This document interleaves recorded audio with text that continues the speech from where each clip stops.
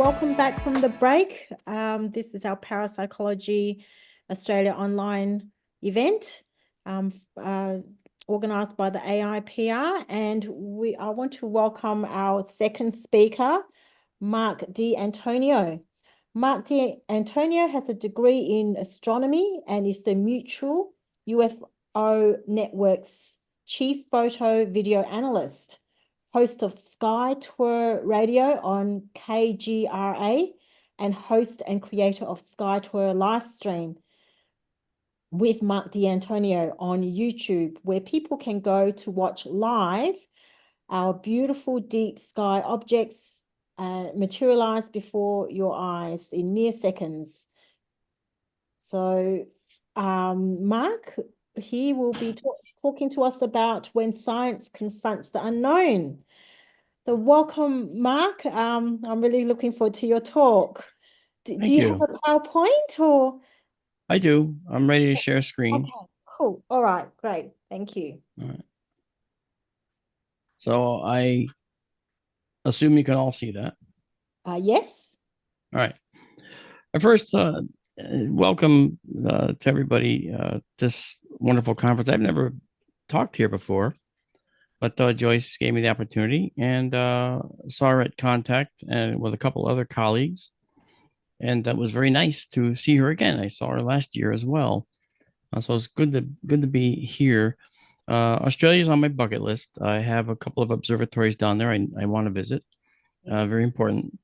But the thing is, yeah, I'm an astronomer. This is what we look like, right? So the problem with that is that astronomy is a very detailed, science-based approach that you have to really think about everything you're going to say, and you have to be very careful. You have equations you have to work on.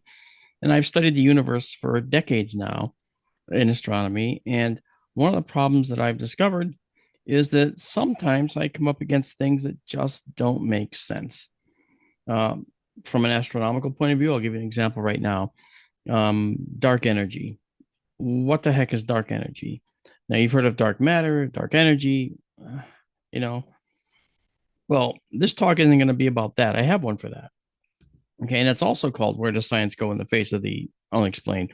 But this is one that's a paranormal version. But dark energy, for instance, it's a repulsive force that pushes everything away from everything else in the universe. Now, it works on grand scales. It doesn't work for like our small cluster of galaxies that we have around us. So the question becomes, what's going on, and is dark energy real, or are we mistaking it for something else? I think I'm half and half. I'm 50% about that. But that's another talk for another time. Right now, though, I want to talk to you about other things. Now, clearly our science and astronomy serves us well in cosmology, astrophysics, but it's most of the time. It doesn't really answer all the questions, and that kind of makes it exciting, but it also makes it challenging. So I've had some experiences I can't explain. Joyce asked me if I wanted to talk about them, and I kind of reluctantly said, okay, and I'm going to tell you about them.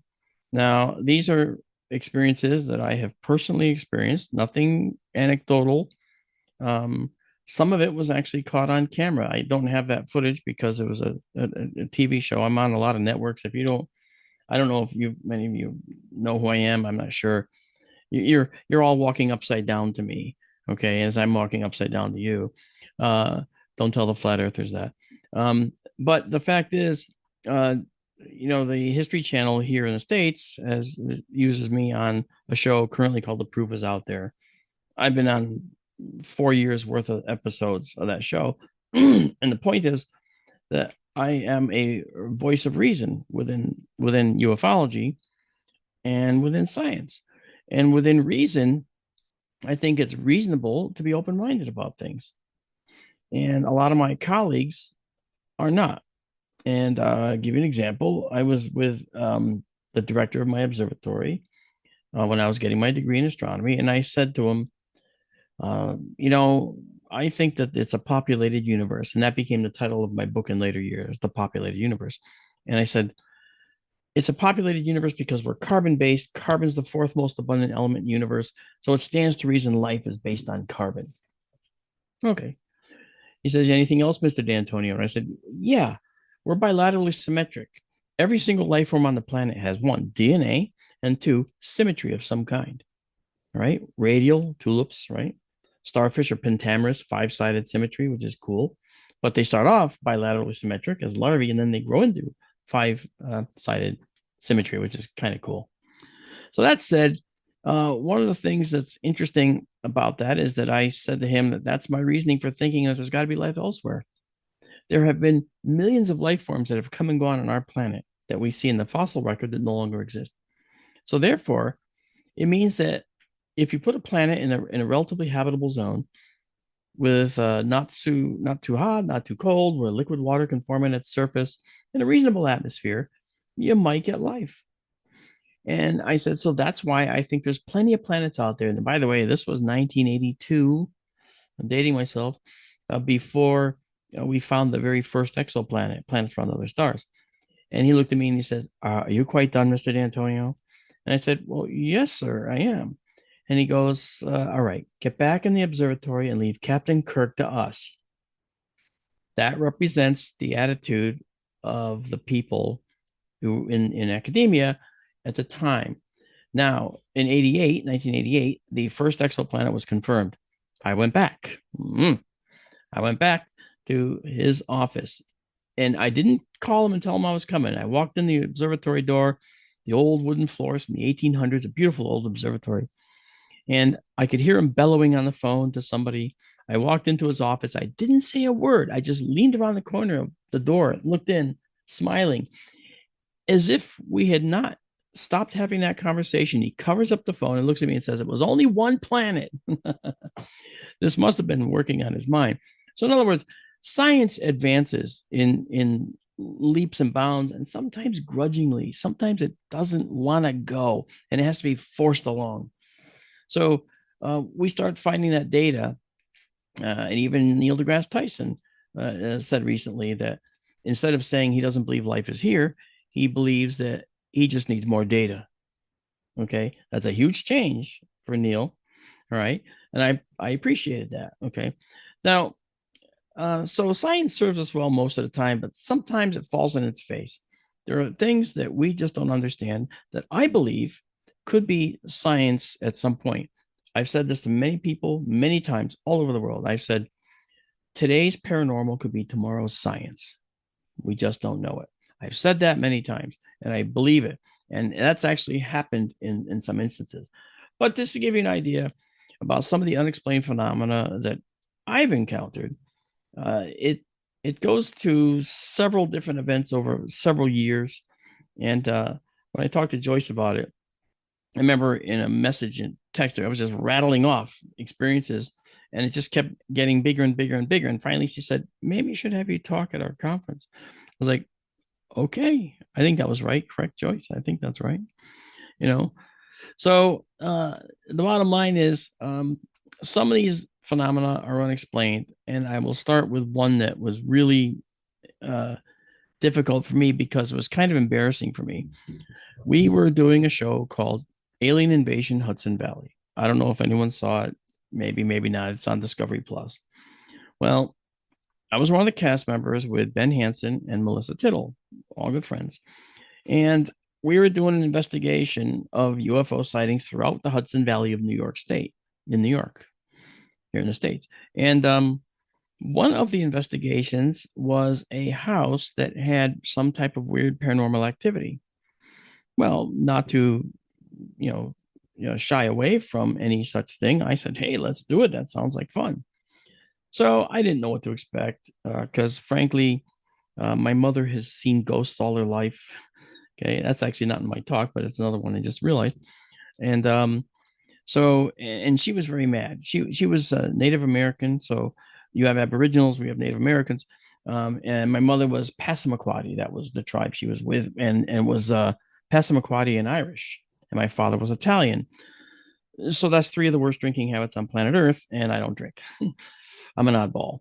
So when you look at when we look at the activity, that happened in the Hudson Valley, I have to say I wasn't prepared for what happened. And this is definitely a case of where the heck is science when this is happening to me? There's no explanation. And what it was when I was actually in the living room of this house, this supposed haunted house.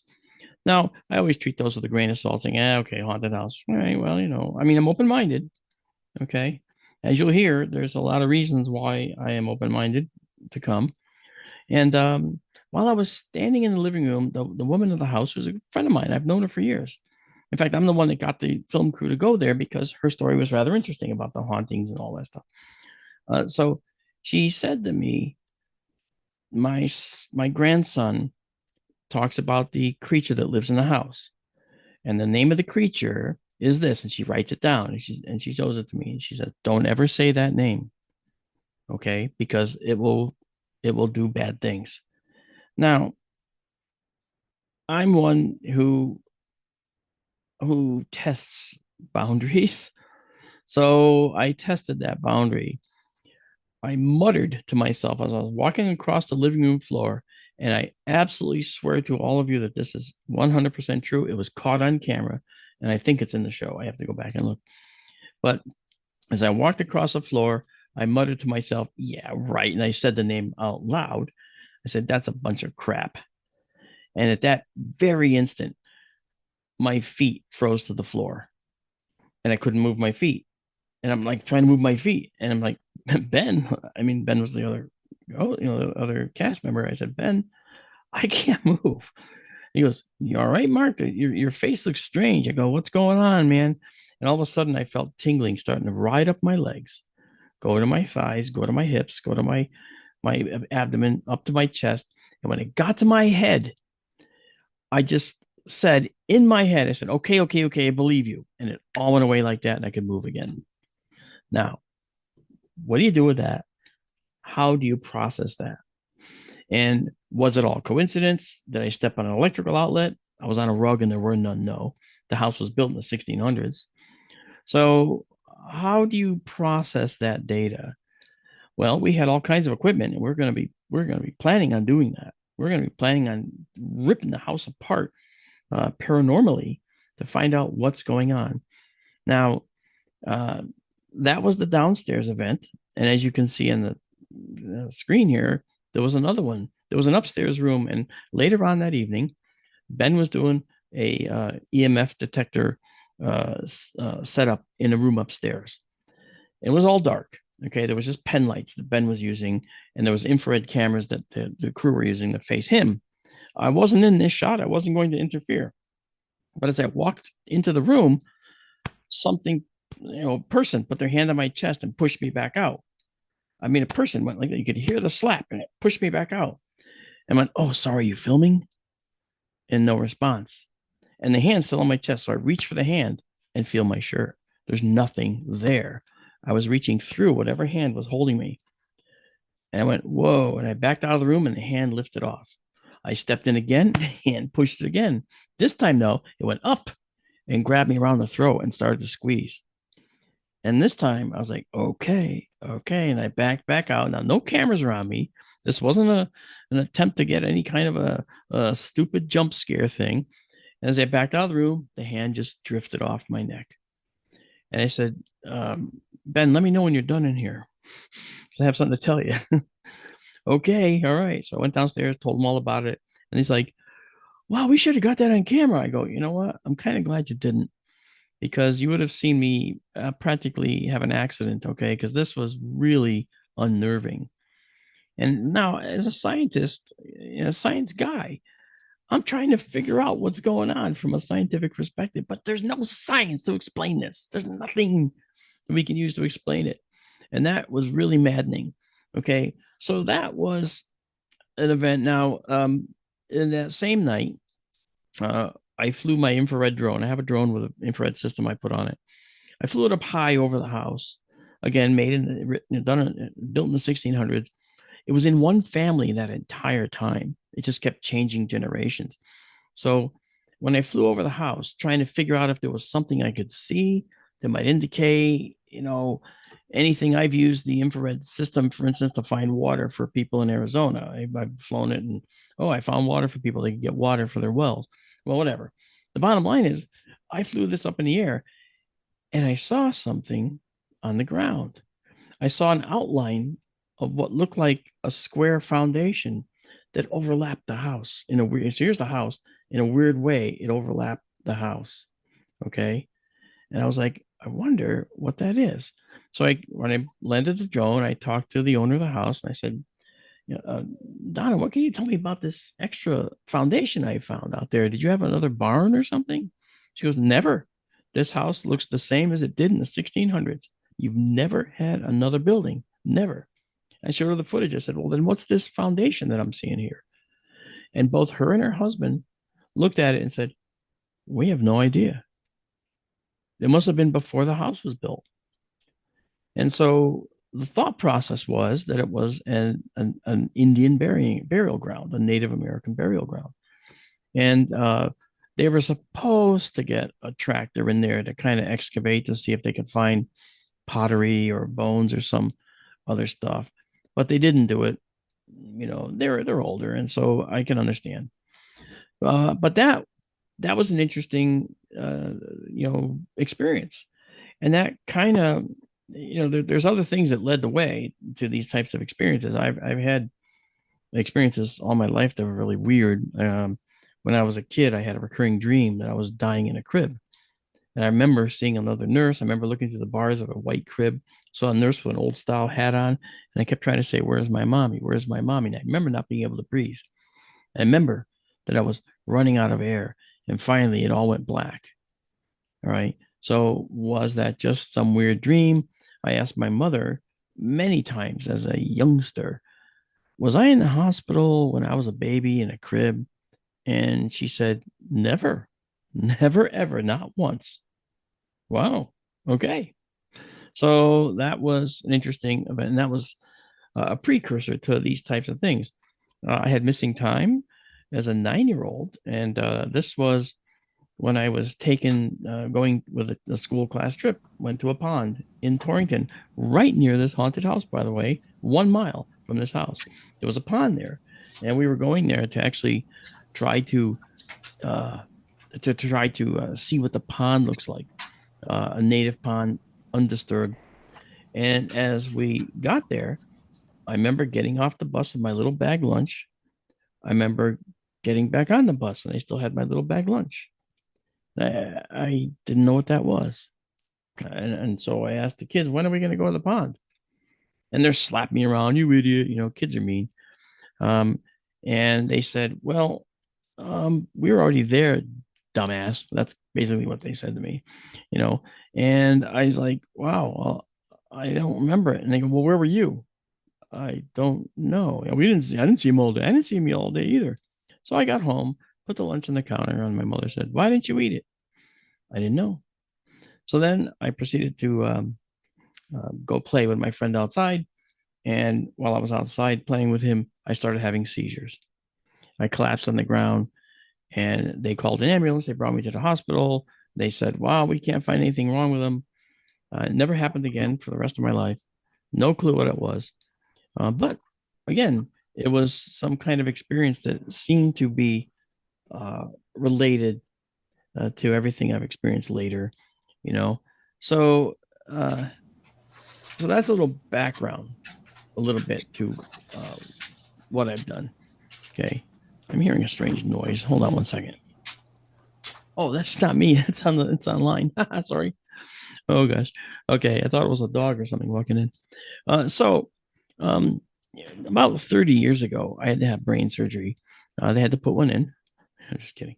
No, they had to fix. I had a cyst dead center in the head, and I was actually already past terminal. They already said, we don't know why you're still alive. And they operated to get it out. And they had to drill a hole, take out an apple core of my brain and get to this place. And then they remove this cyst entirely. And so now I have this hole all the way through. And then I started to realize that in later years, maybe about 12 years, 15 years after that, I started hearing people talking that weren't there. And I was thinking, oh, okay, this is a latent, maturing of the injury. I'm sure this is a medical issue. I gotta live with this now. I went to a neurologist. They literally fitted me with this bandage that had I looked like a Borg with all these wires coming out of the back, and I had to plug them in. And they were monitoring the brain while I was home. So I was walking around during my day with this gigantic Borg-like hat on with the wires and a big unit on my side. And every time I saw something or heard a noise, I would press the button, things that weren't there. On top of it, I started to see people that weren't there. And I went from hearing voices to seeing people and even animals that weren't there. I had no idea where this was coming from. I thought, oh no, maybe there's something wrong with my brain. So I went back to the doctor, the neurologist, and I said, I want another MRI because I think maybe my brain is doing some bad things now. And he said, okay, well, we'll schedule an MRI. We'll call it a follow-up. Okay. A 10-year follow-up or whatever. So I went and I got the MRI and the brain looked just great, except for the core missing. Okay. So nothing wrong with the brain. But I started to listen closer to the voices I was hearing, and they weren't saying, go kill your friends, nothing like that. That's the movie stuff. Okay. These were like crowded rooms. If you've been in a crowded room, you know how hard it is to hear someone talking to you with all the voices around. And so I started to hear these voices like I was always in a crowded room, always people talking. And I was always trying to get rid of it and put it out of my mind. But now I started to listen to hear if I could understand what they were saying.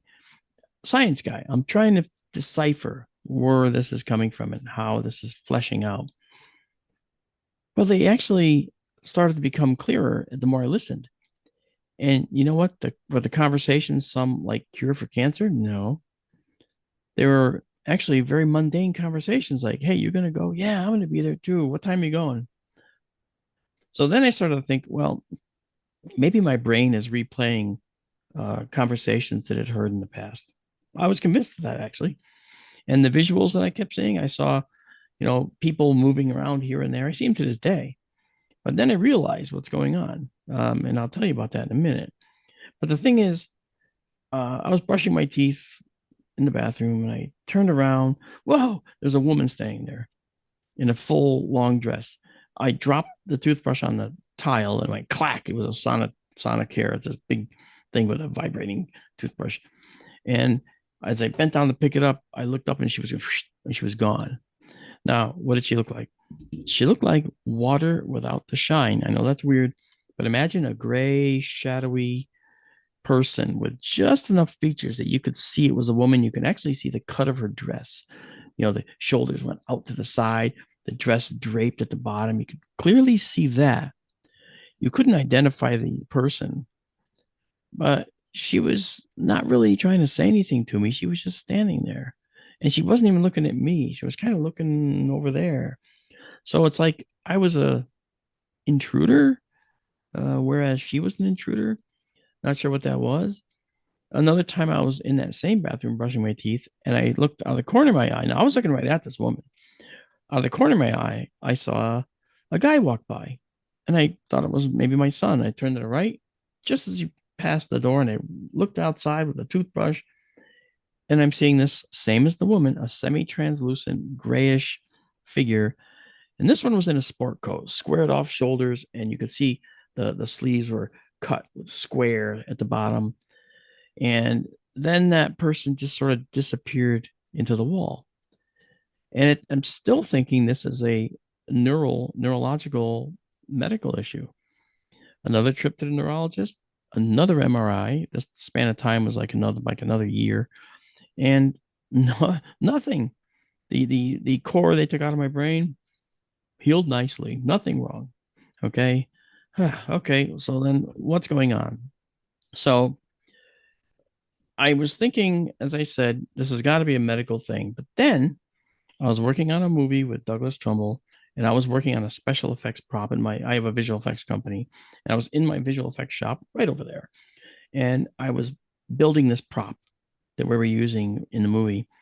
I loved it. I couldn't wait to show them. I was plumbing it for liquid nitrogen. So when they opened this 55-gallon drum, this spray of beautiful liquid nitrogen cloud would come out. It would be a really nice effect, creative stuff. So I was really excited about it. And as I'm looking at this thing and just doing the final touches, I look to my right, and in comes this thing walking like this, like blink, blink, blink, blink, blink, blink. It was only about maybe 10 inches tall and maybe 1.5 feet long. It looked like a dog, a Pekingese dog. I call them yap yap dogs. It's like yap yap yap yap. The one you want to shut up. Well, this yap yap dog came in, circled around, and just laid down, and it was going through a rhythmic motion. I thought that was the dog licking itself and trying to clean itself. So I'm looking at it, and I say, "What is going on, man? My brain is just amazing." And I don't remember seeing a dog though. I mean, I literally had thought these were just manifestations of the injury sustained by the brain during the surgery. By that time, we're talking about 28 years ago at that point. So I'm looking at the dog, and I walk over to it, and I look down on top of it. And now I'm getting perplexed because I thought these were projections of stuff I'd seen in the past. But as I look over the top of it, I see the other side of it. It's a gray apparition. It's like, wait a minute. From where I was sitting, I saw it from a distance. I should have only seen that front, and the back should not have been visible. The brain doesn't know what that looks like. How could it manufacture that? I was thinking, it manufactured a 2D projection into a 3D object. So I stepped on it, and I did it with my left foot. I leaned and I stepped on it. I didn't expect anything. What happened changed everything. Okay. When I stepped on that animal, okay, it sensed that I stepped on it. And the next feeling I got was like a bungee cord, an elastic cord, a very, very powerful elastic cord wrapped around the base of your foot and somebody running away with it. You can feel the tension building on your bottom of your foot, and your leg wants to whip out because the energy is building and building and building. So I leaned into it thinking, no, no, no, no, what's going on? And I couldn't make it stop. I couldn't move my foot till finally my foot snapped out. Here's what happened in that moment. As my left foot snapped out, it hyperextended my left knee. Injury number one. I fell. As my right foot started to come up, I started falling and hit my right shoulder on a workbench. Oh, really hard. And I fell to the left. That's injury number two. And hit my head on the concrete. Okay. And that really dazed me. I was like seeing stars. Okay. And so I had 3 injuries in that like short span of time. And all I could do was get up and go, oh my God, that was incredible. Ow, ow, what the hell? Oh my gosh, that hurts. Oh, that was amazing. Because I realized what happened at that point. At least I felt. Now, anyone else might say that was a ghost. Maybe it was. I'm not saying that can't exist. But I also think that we were looking at what I might consider a parallel universe intersection. In other words, that dog was from a parallel universe. And when I stepped on it and it sensed it, that constitutes rudimentary communication, perhaps. You can see I'm doing this because I don't know the answers. But if you think about it, as an astronomer, I know that we don't have enough mass in our universe to account for the Big Bang. We just don't. It needs to be much more massive. So is it possible that we are part of multiple Big Bangs that occurred from one main mass and we're just a little spurt off a bigger bang? I mean, that's possible. So if that's the case, then that means that perhaps that dog, just like closely spaced onion skins near each other, the universe is always moving and flexing. Okay, where this object penetrates into the universe right here. Okay, you can see into that other universe briefly, and we have that happening all over the place. And if they're basically coexistent, meaning they're all within the same space, then perhaps what we're looking at are these, coexistent universes that are all within each other but interdimensional. And so if creatures from another dimension can be seen here briefly, we might be able to communicate with them. There's been much talk about people communicating with ghosts. Well, there are also people saying, yeah, but it was my grandmother. Well, it might very well have been, because I'm not saying that parallel universes and ghosts are the same thing. There may be two different phenomena that manifest the same way in our four dimensions, which are X, Y, and Z moving through time. So that's where I come from in this. And so I did go to the hospital. I went right away. I had to get my shoulder examined and my knee fixed and my head looked at. Another MRI, and I was fine. CAT scan, actually. So that led me down the path of thinking, I'm going to start looking more openly at a lot of things, because now I realize it wasn't a neurological thing that was causing me to see and hear things. It was something else. And as I mentioned to you before, my mother had seen ghosts all her life and talked about them. And again, maybe it's her Native American background. I don't know. But she basically said, I think that ghosts are very real and they're really a pain in the ass, she said. I was like, what? Oh, yeah. Did I ever tell you about the time, she said, that we were sleeping up at your grandmother's in Maine, my grandmother, who was paralyzed from the neck down, by the way, with rheumatoid arthritis and lived alone in the backwoods of Maine. She moved around on a little tiny plywood flat board with wheels on the bottom of it, and she could move herself in and barely take care of herself. But she didn't want anybody there. And when we asked her, her name was Gertrude.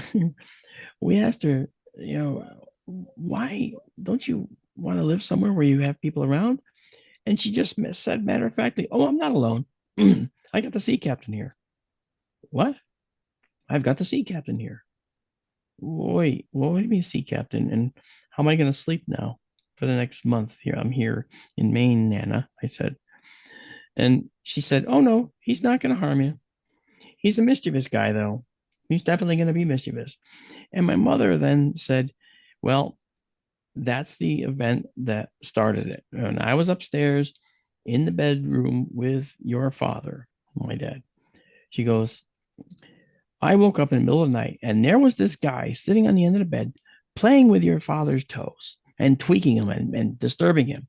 And I sat up and I said, you cut that out. You get the hell out of here, she said. I don't know. She had pretty big, whatever's right, to talk to a ghost that way. But he did. He went, ooh, according to her, and disappeared and said he went to bother my sisters. So I find that interesting. And my grandmother said in the morning, Millie, were you bothered by the ghost last night? Yes, he was in a mood. Matter of factly, like it was somebody that was living in the house was just being a pain in the butt. Interesting stuff. So I've grown up with all this stuff, and I've always given it short shrift, not really paid much attention to it until I started to see evidence for it myself. Now, another episode that occurred was this thing called a dark shadow entity. Now, I had been working on a defense project. I've done a lot of work for the Navy, for many years. A lot of projects that are, very important, detailed projects that, are special projects. And as a civilian, and I was working on this defense project, having a great time. It was a submarine model because I'm into oceanography and astronomy here, not so much, but underworld, inner space and outer space, you got it, right? Some weird that way. So I was working on the shop on this defense project, and I went down one day, and as I stood by the table, I started to get this very uneasy feeling. Now, I never get an uneasy feeling in my shop. That's my home space. I'm very comfortable there. And I look over by there was a refrigerator over there at the time. I looked over by the refrigerator, and there was this shadow. It looked like it was on the wall. So I went, "What's that? Is that leaking water from the wall?" I went over, and as I went to touch it, I realized I was in it. I was like, "Whoa! What?" It was a 3-dimensional gray shadow. This was many years before the brain surgery. Okay. Now, that was my first introduction. I know it's out of order, but this is kind of important. So this creature thing, whatever it was, I started to back away, and I reached into it, and I felt this literally cold malevolence. And I didn't know what to expect. And I was, again, just probing as a science guy. No fears whatsoever until that happened. When that happened, I went up the stairs, I shut the door, I locked the door of the shop, and I didn't go in for 3 weeks. I was absolutely afraid to go into my shop. And I felt like an idiot saying that. The defense contractors would call and say, "You got the project done yet?" "Yeah, working on it." Finally, they said, "We really need this by the coming week." "Okay, I'll have it for you." I was like, "Oh no, I got to go down there again." I went down there again, and this time by the refrigerator, it wasn't there. I was like, "Oh, okay, it's gone." So I went to work on my shop and the other side of the shop, and there it was over on the left now. And now I'm mad. Okay. And I walked over to this thing, and I stepped right inside that cold, malevolent feeling. It was literally chill you to the bone in a heartbeat. And I yelled out, "Get the F out of here. You are not wanted here. I don't want you here. Just get out." And it was gone, just like that. And it never came back. At that very moment, I heard a cricket. Oh, well, the thing is, that cricket, all right, is fascinating because crickets used by Native Americans would tell you where the game is not. If the crickets are sounding off, you don't go that way looking for the deer, because the crickets won't chirp when there's stuff disturbing the area near them. So you wait if you hear the crickets, you know there's no game over there. Okay, so you go, you scan, and wherever there's a hole in the sound, that's where your deer are. So Native Americans would use that, as a tool. And I found it interesting that as soon as this thing went out, as soon as this thing was gone, the cricket started chirping. All clear. It was like he was saying, "All clear." It's like, wow. So I walked over, and there was metal shelving on the ground. And I said, "You know what? You're not going to survive here." And I didn't even think. I put my hand down by the shelf and said, "Come here, let me take you outside." And don't you know, the darn thing crawled out right into my hand and continued chirping in my hand. I'm like, "What the heck is this?" So I went outside, took it out, and I gently put it down on the grass. And it just walked off my hand, didn't hop. And it turned around and just started doing cricket things. And I was like, wow, that was fascinating. So that was a very telling experience. And I thought that the cricket chirping right at that time was a fascinating confirmation that the Native Americans have known for centuries. I thought that was pretty cool. Now, I don't know if they've had these kinds of things happen, but you never know, right? So now we go to May 26th of 2015. I had an NDE. Well, I guess I did. I know that it was devastating. Hold on one second. And I know it doesn't look it, but in May 26th of 2015, I was a quadriplegic and I was profoundly blind. I know it doesn't look it, but that's because I figured out how to heal my brain. All right. And we're going to talk about that. Now, this is one I can't explain. I admit it, but I had an infection in my heart valves called endocarditis. And one of the valves was so damaged that a hole was developing in the wall of the heart and was getting bigger and bigger and bigger by the day. So they rushed me down to New York City from Connecticut. It was a 2-hour ride in an ambulance. And they scheduled me for the next day for surgery. And when they brought me into surgery, they stopped the heart for 3.5 hours. And when the heart stopped, something happened that I can't explain. And that was that I was taken out of the hospital, wide awake as I am right now to all of you. And I was taken to New Mexico. Suddenly I'm in New Mexico. I'm like, what am I doing here? And there was this Native American kid, and it turns out they were Navajo Indians. My mother wasn't Navajo, so why would Navajos be there? I found out years later why that was possible, and I'll share it. But during that time, I was taken to New Mexico. There was this beautiful New Mexican sunset. And it was a 3.5 hour journey, by the way. And I remember every second of it. I'm not going to go through every second, I promise. But it was a modern day thing where the person who was sort of like the not instigator, but caretaker of the vision, the kid, he was like a 24-year-old native kid. He had little feathers in his hair down to here, little tiny ones bound into his hair. I draw his face because I thought I better observe because I got to escape and call the police somehow. Because if I get away, I'm gonna have to call the police. So that's what I did. I figured that so I observed everything and I made a note of everything. I mean everything, and I made it very clear. And I damn forgot to this day uh, all the details, every last detail, even the smells. Okay, which is really interesting. Now, while my heart was stopped, they were taking me to these different locations, and they were trying to go somewhere, and I didn't know where the somewhere was, right? But they were saying that I've got to follow their lead. If I don't follow their lead, it could be bad. And the kid kept saying to me that you've got to follow our lead. He said, our lead. I said, who's we? And there was a woman always outside my vision, just like the outside of my camera view here. And I couldn't look at her because I was a rag doll. I couldn't turn my head. I could only move my eyes and I couldn't move my body. So I likened it to anesthesia paralysis. Okay. Well, as I looked with my eyes to the left, as far left as I could go, she was a little further to the left every single time. Really irritated me. And she only spoke Navajo, not English. This kid spoke English. The kid would translate for me. So I'm actually learning Navajo now because I want to, remembering what she said, I want to try and find out what it is she said, you know.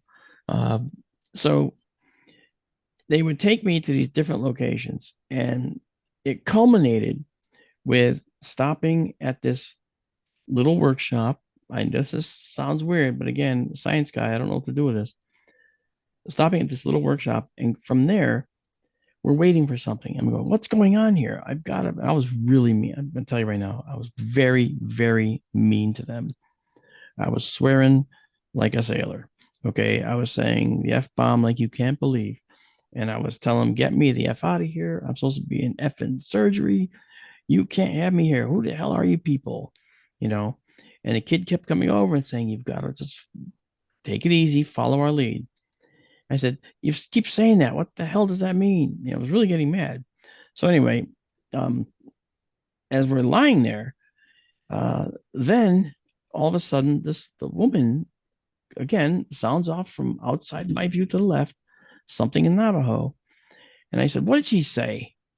And the kid comes over and says, we got to go now. And now they piled me into a car. I remember the exact car. It was a 1974 Dodge Charger, metal flake blue. Okay. I recognized the hubcaps. I said, if I get to the police, I'm going to tell them about this car. All right. So they pulled to another location and changed me to an El Camino. What the hell? An El Camino is a car that has like a pickup truck back. And they sit me in the back. And now they're driving down this dirt road at high speed. And I know this sounds crazy.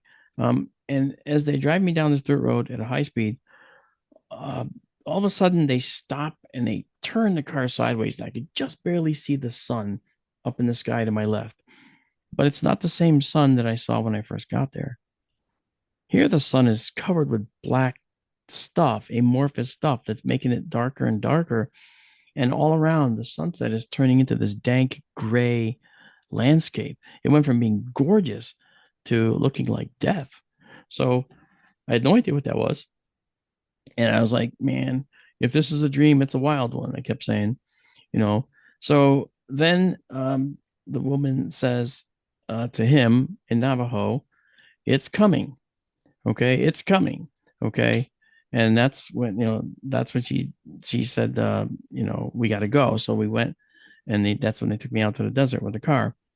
And so then the kid walks over to me and he puts a gun in my lap. I can't touch it. I can't move. And I said, what the heck is this? You going to kill me out here? And you're like taunting me, you mother, etc. And he says, no. He goes, just pay attention, please. And then I'm looking now, and the sun is gone, and it's dark gray out, and it's dank. It looks literally like death. So the woman says, okay, to him, something that means the word now, as he told me. And so he comes over and he puts his hands on the side of the car and he says, shoot this, shoot that thing. I'm like, what are you talking about? Shoot that thing? I can't shoot anything. I can't even grab it. And I go, what am I supposed to do? I can't even move. And he goes, it's symbology. It's symbology. Just pick it up and fire. I said, whatever. So I went bang, bang. And 2 flakes dropped away from this thing in the sky. And I went, wow, bang, bang, bang. And 3 flakes dropped away. And little pinholes of sunlight were showing up. And I could hear them shooting too, very, very loud. Okay. And then I said bang, bang, bang more times than I've ever said it in my life. And all these things came away. And I saw this beautiful sun left over. And he comes over to me at that point, and now I see he has teeth. He's actually smiling. And he goes, you're going to be all right. He says, you did it. This is good. He says, he says, you were a tough one. I'm like, I mean, a tough one. What do you mean? You know, I don't know why you call me a tough one, you know? So the dark sun went away. I followed their lead. And then I asked them the question. I said, why me? Why? I mean, do you do this for like everyone? I mean, why me? I mean, is this like, am I dead? Am I alive? What's going on? And the woman started to say something in Navajo, and the kid smirked. I went, what'd she say now? And he goes, she said, you're pretty dense. Oh, thank you. You know, so I was like, great, thanks a lot. So the bottom line was, I then said, why me again? And he walks over and he puts his arm around me and he said, you know something? He goes, you're a healer. And we do this for our healers. And I was like, oh, really? If I'm such a healer, then why in the hell am I in this to begin with? Why am I here at all? Why couldn't I just fix myself? And she said something else, which I'm sure you can imagine. He laughed again and said, she says you're not just dense, you're very dense. He goes, this is something that you don't understand yet, but you will once you're awake. He says, but I want you to understand something. You are going to be okay. Do you realize that now? You're going to be okay. And I was like, yeah, I kind of think I do. Okay. And he said, okay. And then they started walking away, leaving me in this car in the middle of the desert with the gun still in my lap. I went, what the heck is this? I said, hey, whoa, hello. You got to come back. I got to go back to surgery. The woman said something again, which you can imagine. And then the kid turned around and looked at me and says, you don't get it. He goes, you never left. What? And then boom, I was in a coma. I woke up and suddenly I was wide awake, but in a coma. And I felt myself being wheeled back into this recovery room at the hospital. And I was unable to awaken. And I heard them saying that I was in a coma. They told my family that he'll be a quadriplegic and blind. And I'm thinking to myself inside, I'm thinking, don't tell him that stuff. I'm going to be fine. And I knew I would be. And I was actually swearing at them too. But I'm telling you, I got a mouth on me when I get this crap going, I'll tell you. And I said, I know I'd be okay. So don't tell them these things. So the fact is, you've heard of the locked in thing where people get locked into their bodies and they're wide awake and everybody around them thinks they're not awake and they talk and they say things. That was me. I was wide awake, and while I was awake, I was listening to them talking about what had happened. Well, he had, a series of these, that, and the other. Something happened in his brain. We're not quite sure yet. And when I finally woke up, when I woke up 5 days later, the surgeon walked in, and I'll tell you about this line in a moment. The surgeon walked in, and he said to me, cardiothoracic surgeon to an astronomer. We agreed the day before that he would tell me everything, no matter if it was good or bad. And he said, well, we got in there. He says, it was all good. We managed to repair the valves. They're in good shape now. He said, but as you can tell, you have some issues. And I couldn't see him, and I could not feel a thing. I was a head in a jar. Okay. And that turned out to be very important, as you'll see. So he says, you're here. This clot got away from the pulmonary valve and went to your brain. He says, but I'm going to be honest with you, for better or for worse, the only reason you're here is because for some reason, when it got to the brain, it blew up into a million pieces. That's why you're here. And I was astonished because I recognized that's what this bang, bang, bang gun thing was. And I had a trach, so he couldn't hear me. All he heard was, because I was going crazy because I know what that is, So that was interesting. Now, during the coma, when they said that I had this, what they called a shower of strokes to the brain, I began to work on the brain, figuring out how to heal it, because I was not going to be kept down. I'm telling you right now, there's no way. Okay, I was 55 at the time. There was no way that I was going to be knocked out of the race from this. So during the coma, I was again wide awake. I would work on this little process that I was going to use to heal my brain. Okay, I was going to rewire the brain, and when I would get tired, I would put it away in a little box, and my brain would sleep. And I'd wake up again, and I'd pull that thing out and open it up, and everything I did from a couple hours ago was still there. I remembered it all, and I started adding to it. I did that for 5 days. I had this big, long process at the end. I had every bit of it, I remembered it all. Okay. Not only that, because I was just a head in the jar, my brain didn't have anything to worry about. Hands, feet, pain, whatever. So it had the ability to do something else that I think we can all do if we can just train ourselves. Total recall of every moment in your life. I could recall every instant as a child, every instant as a teenager. And I tried to go back as far as I could. I got back to about age 2.5 or so, and I couldn't remember anything before that. But after that, it was like looking at a hard drive and reading documents. Oh, there it is. There it is. Okay. And so I was able to recall every single moment with perfect recall. And it's like, yeah, that's right. Oh, I forgot about that. Yeah, that's right. So that's a benefit of the coma. And when I was coming out of the coma, that process that I had written for a week was getting fainter and going further away.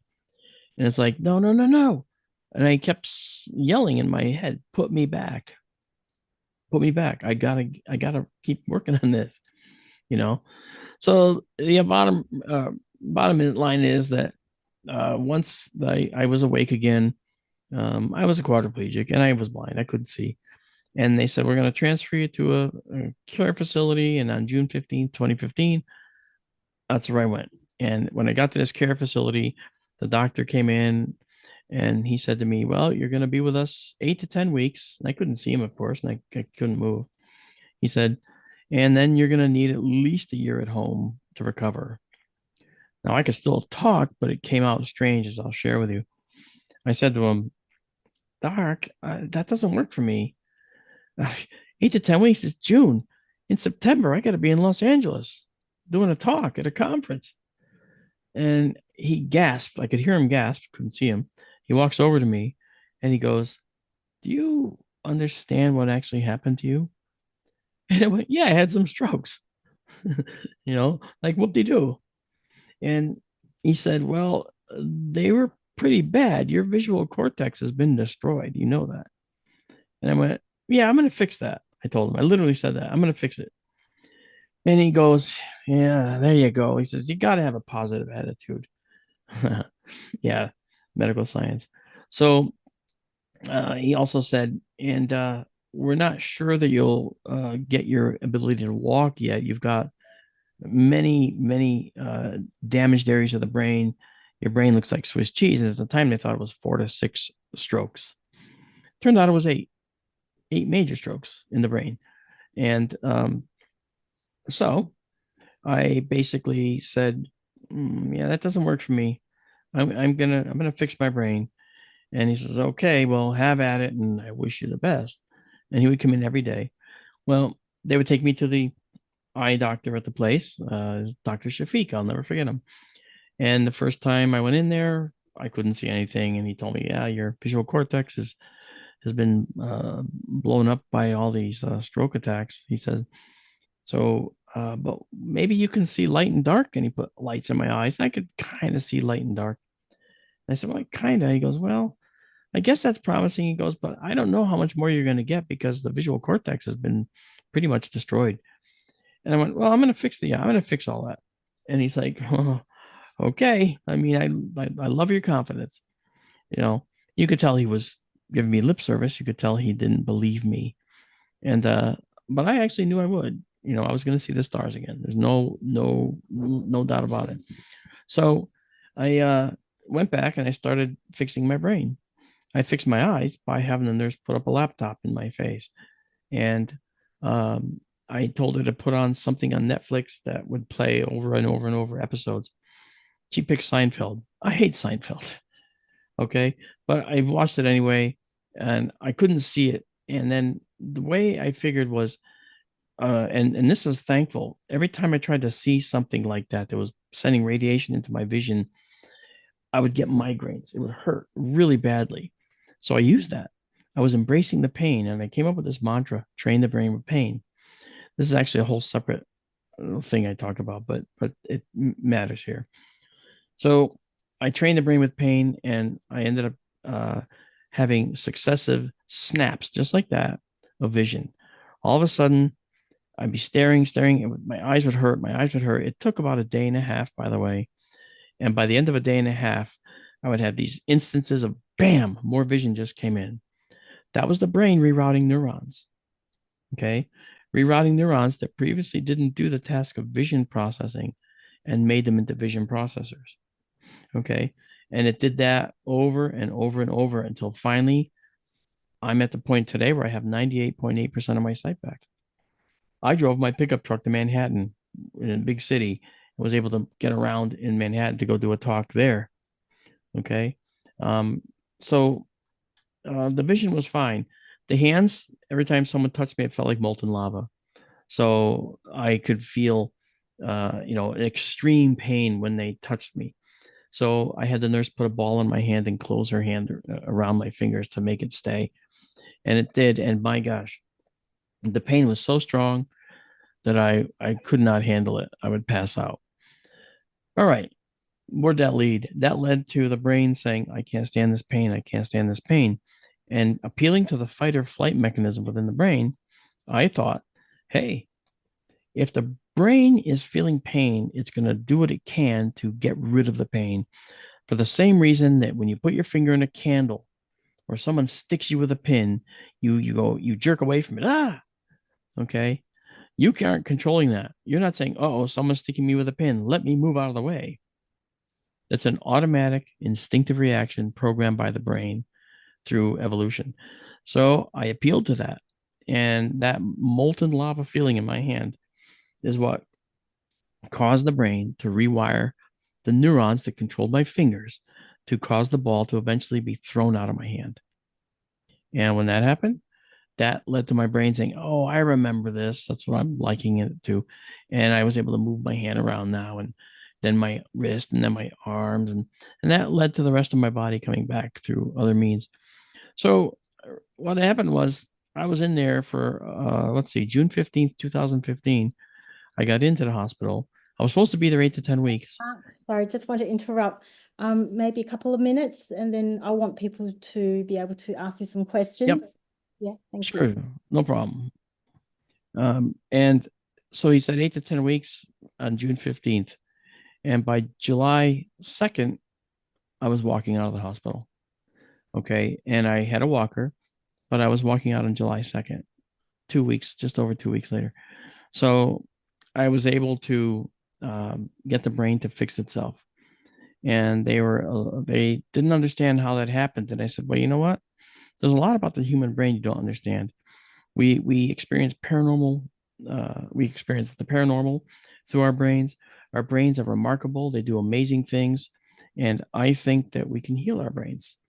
And there is a doctor in the Midwest of the United States that also believes that, because he had a stroke and his hands were all postured up. He was 3 months in, and his wife contacted me and said, "Is there anything I could do?" I said, "I'm not a neurologist, but," and I gave her some techniques to try appealing to the fear of the fight or flight mechanism. And I told her, take needles and poke his fingers and tell him you think you might stab him. I can't do it. Yes, you have to. You have to make him think that you can hurt him. And then his brain is going to say, oh God, no, no, oh no, no, no. And it's going to make a workaround and figure out how to get those hands to work again, to move away from that needle, like the candle out of the flame, like a hand out of the flame. And so 6 weeks went by, and I got a message in my chat that was from him, writing with his own hand. He said, everything you said came true. I got my life back. Wow. Made my night, made my month. Okay.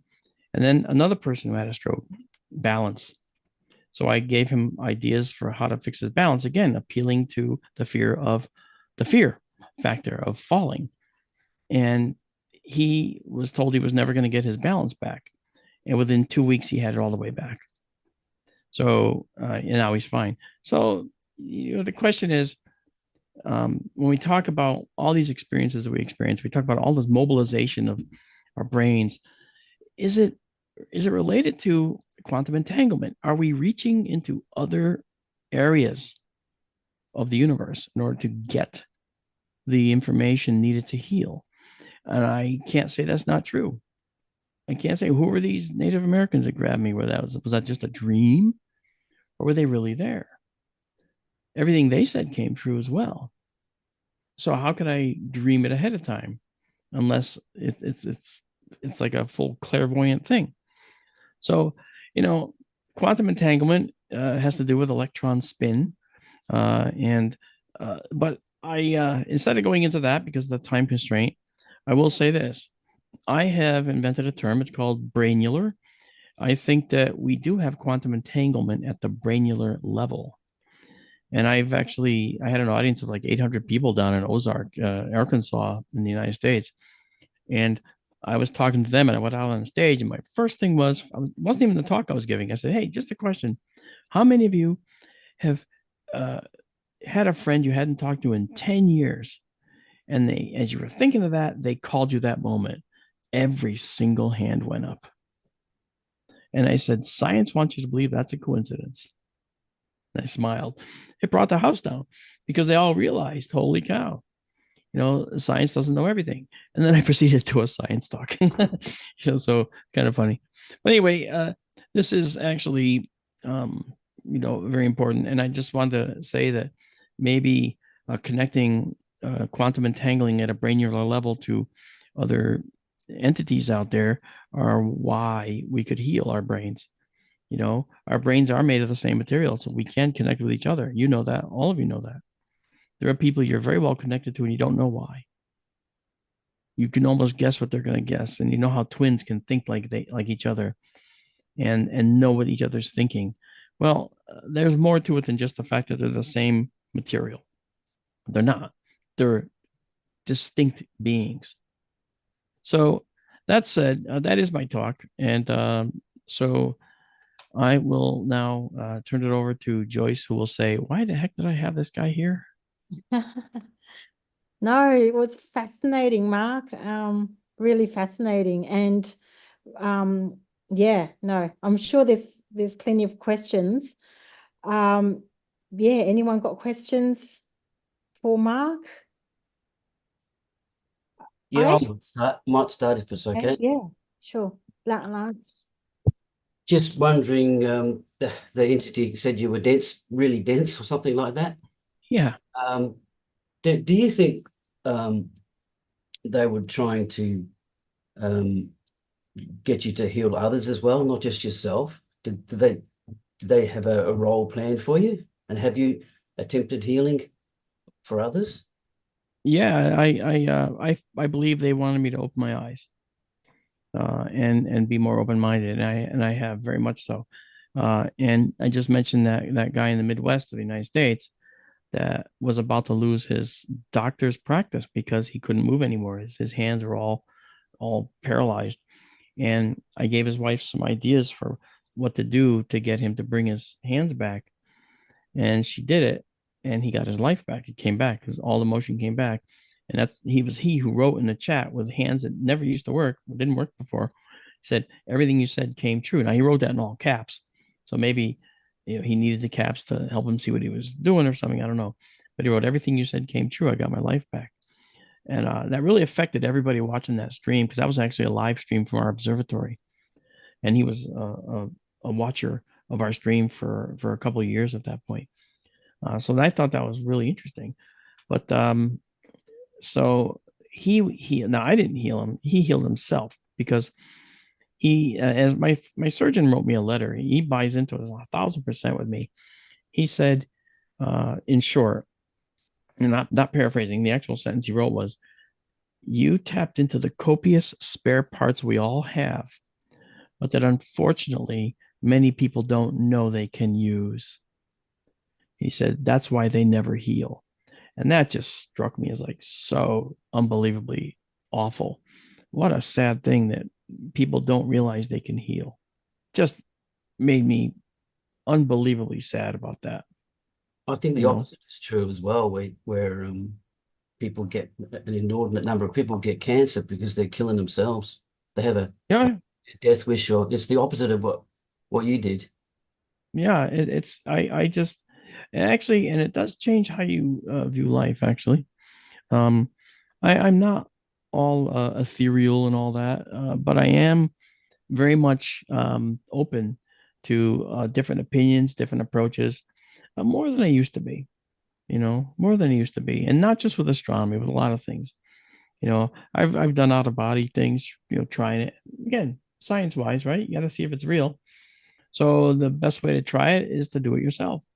So I did do it. I worked out a way to cycle energy from toes to head, toes to head. I can do it right now as I'm sitting here. I'm doing it right now. And it actually takes your breath away a little. And, but I'm afraid to go further. I went further one time, and I slipped out of my body. I went down this way toward my feet, like I was on sheets that were frictionless. And I tried to turn around and claw my way back to me. And I saw this glowing connection to me on the bed. And I was like, oh no, I just killed myself. And I panicked, and nothing I could do could get me back in. So then I just slowed down, remembered some of the readings that I had read about it, and thought, okay, take a breath, focus, realign, and boom, I was back in. And I immediately got out of bed and started stomping my feet in the ground. Yes, I'm back. Yes, it's me. It was quite scary, frankly. And I never did it again, because I just felt I just wasn't ready for that. I don't think I am yet. Mark, do you think so the healing part, do you think there's a etheric body that we have and we can use that to heal, and it goes into the physical? Like, is it an overlay? Because Oh, I know what you mean. to explain how you were healed. Like, was it from a different dimension cutting into this? Yeah, I believe it or not, I know exactly what you mean, because when I was in the coma, I felt very, very distinctly like I was operating only in that other part. Because I've always felt duality, like an essence and then the physical. And I was operating only in the essence, because the physical was detached, entirely detached. So because it was detached, I had to kind of focus on the fact that I was going to have to re-enter that physical sooner than later. And I wasn't sure what I was going to find. Well, when I came out of the coma, I was reattached, and I was just shrouded with burning pain, But I will say this: when I did wake up, I felt pain very, very strongly. Just laying in the bed was like lying on a sheet of lava. Okay. But the body figured out a way to just negate that because that was like a constant. So it was able to take out the constant pain. It was the momentary pain of putting something in my hand that was like the surprise. My body figured out how to blank out the pain of laying down on a bed, which is interesting, I thought. I've since talked to neurologists about this too, by the way, and they think I just had some major dream, right? Because it's outside their understanding. Yet I said I was awake during the coma, and they said, no, you weren't. And I relayed conversations that they had with my family back and forth. And they just said, well, somebody must have told you. It's like, literally, that's what they said. Mm-hmm. That's how close-minded they are. Wow. Yeah. We've got a long way to go with the medical. Oh, I know. If I could write the book, I would, but I wouldn't feel comfortable selling it. I'd have to give it away because this is information that no one should have to be able to buy. Mm-hmm. This is information everybody should be able to do and know. You know what I mean? And by the way, you bear a striking resemblance to Patrick Stewart, and I just think it's great. Thank you. I'll tell you this, in a lucid dream, and I have been a lucid dreamer, by the way, but in a lucid dream, I was always able to control my dream. In this, I was a passenger, and they were taking me wherever they wanted to, and I had no choice. So I didn't have any control at all. And that's why I was so angry, and that's why I was actually so mean to them. I was bad. I don't ever talk like that, but I was, because I thought they were taking me away from saving my life. In fact, they're the ones that did. Yeah. They kind of gave it back to you. So you had some anger and hostility, but they were giving back, mirroring your conscious attitude to them. Do you think? Can you say that first part again? I was just wondering, you said you had some hostility to them, but they were kind of mirroring it back. Actually, they were actually trying to keep me calm. They didn't mirror it back and say, shut up. They didn't do any of that stuff. The kid, at one point, he did point that bony finger in my face and says, listen, you've got to follow our lead. He put his finger like this. You got to follow our lead. Okay. He also said that's his, huh? He also said you were pretty dense, really dense. Okay. Well, she did. He didn't. Okay. He laughed at it though, and he smirked. But once the thing was gone, and that was probably the clot that was blown away by this symbolic gesture of the gun, I guess. Now, how was I to know that was the case, right? How was I to know? Because it hadn't happened yet. But I liken that to the point where they restarted my heart. And as I found out later, they were trying to restart my heart for about a half hour, and it wouldn't restart. All right. And I found that out from a nurse that was actually there, who came down from here to spend the time with my family while I was there. And she was talking to the other nurses, and they said, yeah, his heart wouldn't start. We thought we lost him.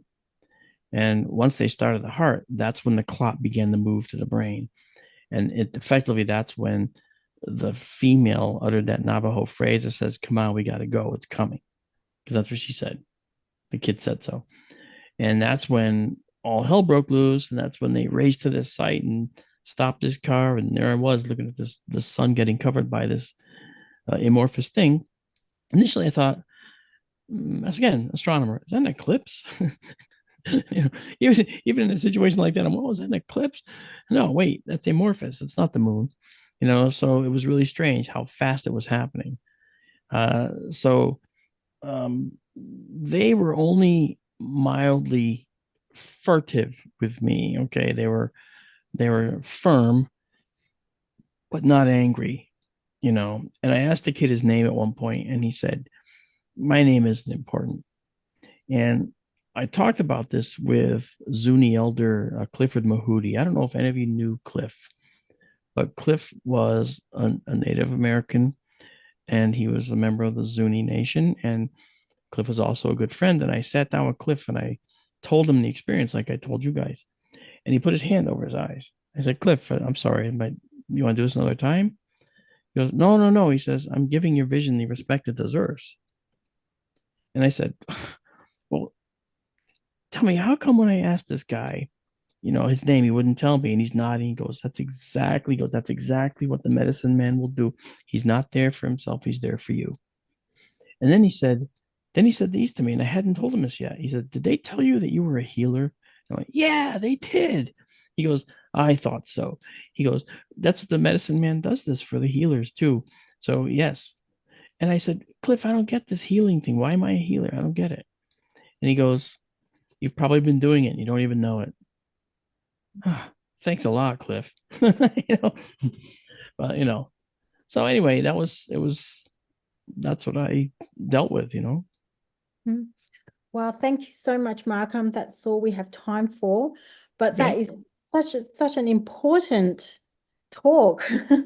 Yeah, I it's just we could all do with learning more about this, and so yeah, no, this is so valuable, and I'd love to get you to Australia sometime soon. Well, we're trying to put an observatory down there, so you might get me down there.